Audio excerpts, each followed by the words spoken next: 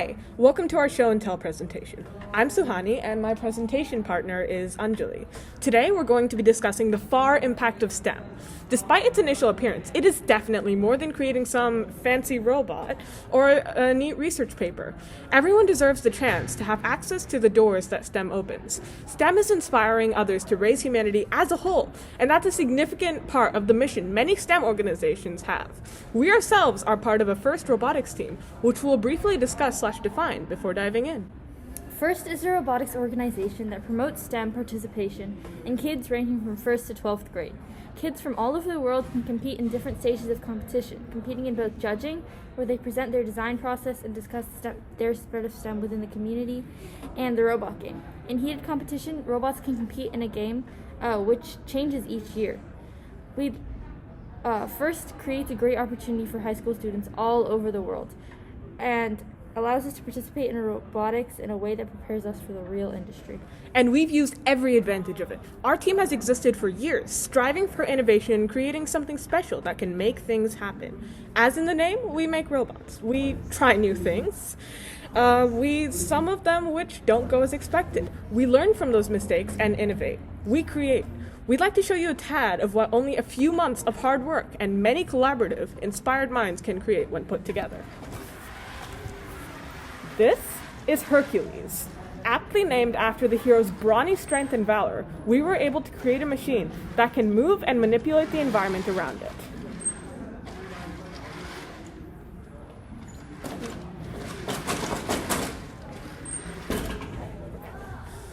But stuff like this is only possible because of our community. We've been able to create robots like Hercules because our local school system is so strong in STEM.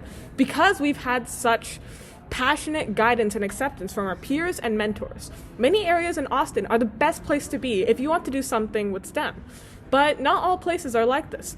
Some of them are actively seen by local residents as cold towards the field, not just in our local community, but on a state level, in other states or even in other countries. So how do you reach out to and make a difference in so many levels of community?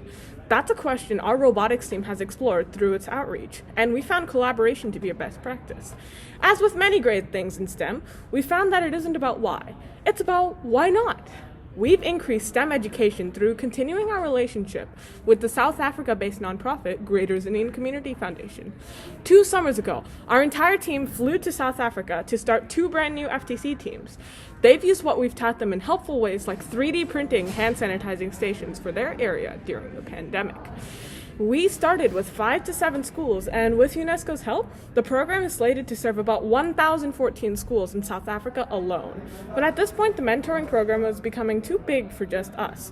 So we opened it up to other teams, connecting them with 5 teams from Lesotho and Swaziland to ensure each team got the quality mentorship they deserved. Through these efforts, we were also able to help our first group of students we visited in Zanin, helping them further develop their program and skills. From giving suggestions on how to fundraise and expanding on 3D printing and CAD classes, we're proud to have a meaningful impact on their community, and we're excited to continue to help establish a strong FIRST presence in Africa. We're thrilled by the number of people we've been able to connect with internationally in only 3 short years. Our outreach has extended past even South Africa. We've also established connections in Norway, Argentina, Slovenia, and Mexico. In Argentina, students don't usually get the option to have programming classes. So we made a week-long programming camp entirely in Spanish and taught 10 students aged from 10 to 15 basic Python. We recorded all the classes and posted them on YouTube so other students who speak Spanish could access them. We also held a mentoring Q&A session with an FTC team from Mexico. We showed them our resources page that has all the tips to start an FTC team. In Slovenia, we run an online coding camp that meets bi-weekly and teaches 7 to 10-year-olds basic program. We are preparing our new generation to be interested in STEM from a young age and trying to expand the STEM workforce. In addition to personally reaching out to high schoolers to help them gain STEM experience, we are committed to establishing STEM in high school on a fundamental level. We advocate to our state governments and attempt to convince them to support STEM in high school. We are a founding member of the STEM Advocacy Conference of Texas. Last year, we supported Texas House Bill 244, which increases support for CS teachers and helps many of the 97% of Texan students who have not taken CS classes.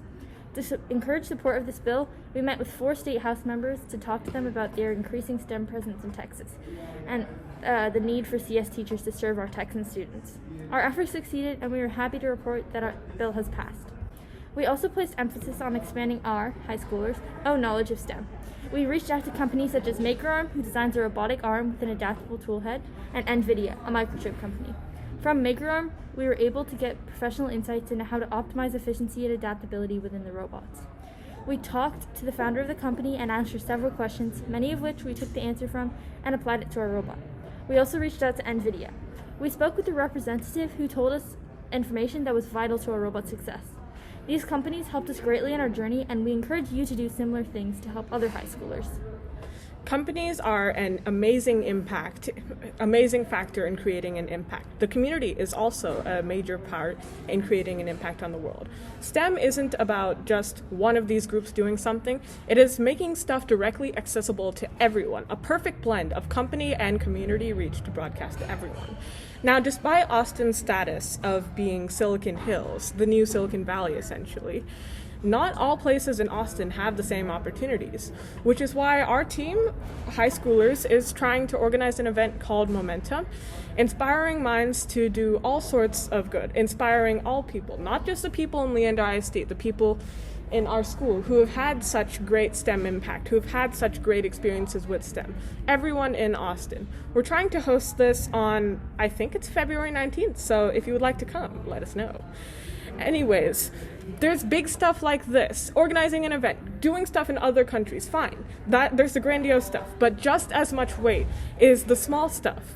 One major thing that our team has done is participate in local elementary school STEAM nights, in which elementary schools organize a bunch of companies, a bunch of community organizations to come to their elementary schools and essentially present to the elementary schoolers, allow them that little spark.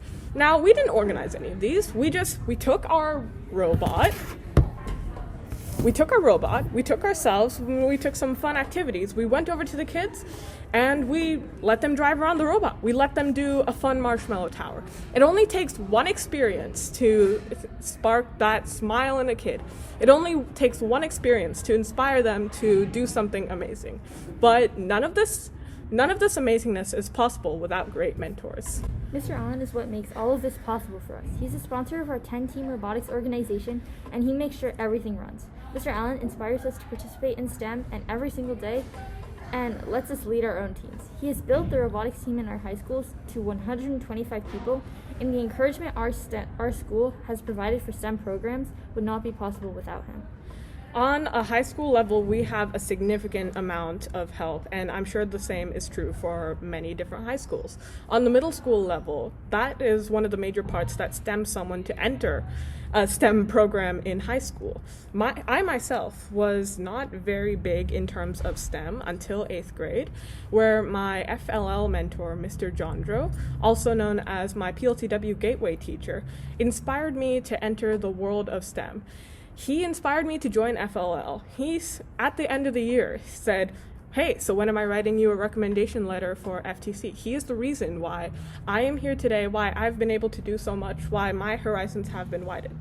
STEM becomes less of a spooky thing and more of something attainable when you have exciting mentors who make it fun. Now, we've talked about a lot of ways to reach out in terms of STEM, in both grandiose and not grandiose.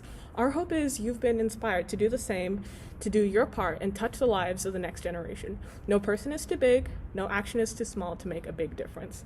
Thank you so much for watching, and here's our contact information if you'd like to get in touch with us. Thank you.